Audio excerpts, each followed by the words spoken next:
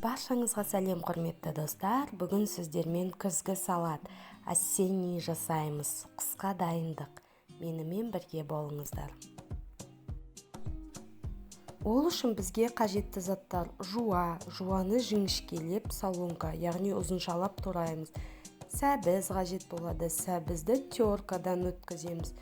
Одан соң бізге қажетті қиярымызды да солонка қылып ұзыншалап турап аламыз. Сондай-ақ бізге тәтті бұрыштар қажет болады. Қызыл, сары және жасыл түсінен қолдансаңыз, түсі өте әдемі болып шығады. Оны да солонка қылып жіңішкелеп турап шығамыз. Қырыққабатымызды да жіңішкелеп турап аламыз да, бөлек ыдысқа салып, жақсылап бір араластырып аламыз. Сарымсағымызды тураймыз жіңішкелетіп. Одан соң ең соңынан қызанағымызды тураймыз. Дәл видеода көрсетілгендей, оны да ұзыншалап солонкамен турап шығамыз.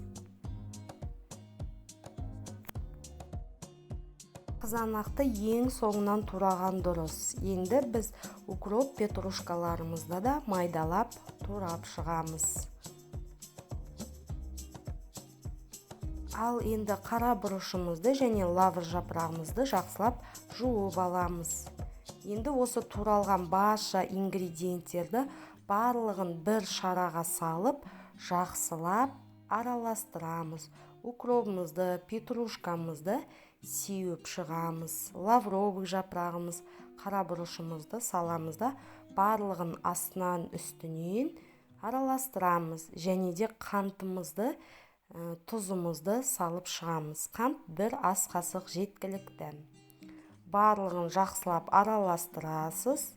Одан соң сұйық майымызды қатты отта қыздырамыз да, жаңағы араласқан салатымыздың үстіне жақсылап құйып шығамыз.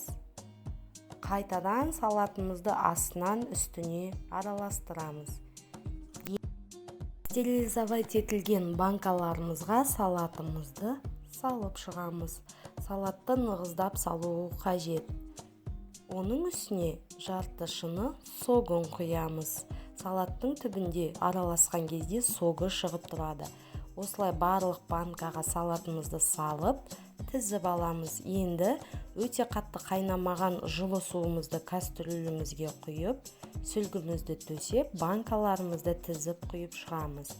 Банкалардың қақпағына су жетпеуі қажет. 45 минут отта қыздырып, қайнатып аламыз. Одан соң банкаларымызды жақсылап бұрандамен бұрап жауып шығамыз. Мінекей осенний салаттарымыз дайын болды. Енді осы осенний салаттарымызды жылы жерге орап, бір түнге қойып қоямыз. Баршаңызға ас болсын.